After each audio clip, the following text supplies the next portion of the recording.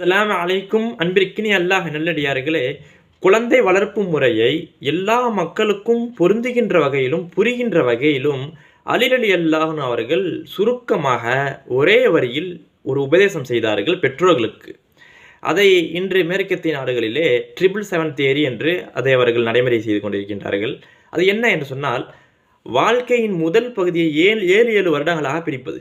லாஇபுஹு சபஅன் அலி ரலியல்லாஹு அன்ஹு சொல்கின்றார்கள், முதல் 7 வருடத்திலே அந்த குழந்தையிடத்திலே நாம் விளையாட வேண்டும். விளையாடுவதற்காக நேரத்தை ஒதுக்க வேண்டும். வஅதிபுஹு சபஅன், இரண்டாவது 7லே அவர்களை நாம் நெறிப்படுத்த வேண்டும், ஒழுக்கங்களை கற்பிக்க வேண்டும். மூன்றாவது வசாஹிபுஹு சபஅன், மூன்றாவது 7லே 14 வயது முதல் 21 வயது வரை இருக்கின்ற அந்த கேப் இருக்கின்றதே, அவர்களிடத்தில் நாம் நட்பு பாராட்ட வேண்டும், அவர்களிடத்தில் நாம் மிகவும் நெருக்கமாக பழக வேண்டும், நண்பரை போன்று.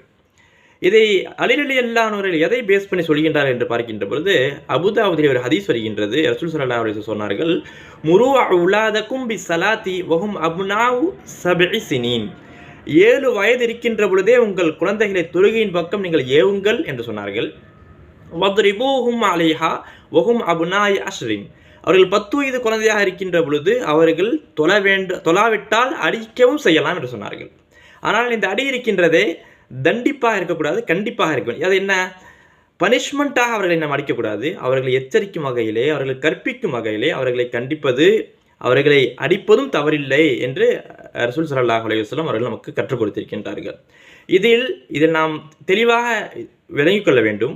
முதல் 7 வருடம் அந்த குழந்தைகளுக்கு விளையாடுவதற்கான ஆட்கள் தேவைப்படும். யார் அவர்களிடத்திலே அதிகம் விளையாடுகின்றார்களோ, நேரத்தை ஒதுக்குகின்றார்களோ, அவர்களுக்காக வேண்டி அவர்களுடைய எதிர்காலத்திலே அவர்கள் உள்ளத்திலே ஒரு நேரத்தை அவர்கள் ஒதுக்கி விடுவார்கள்.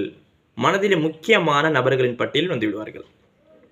இரண்டாவது 7 அவர்களுக்கு ஒழுக்கத்தை கற்பிப்பதில் அந்த வயது சரியான வயது.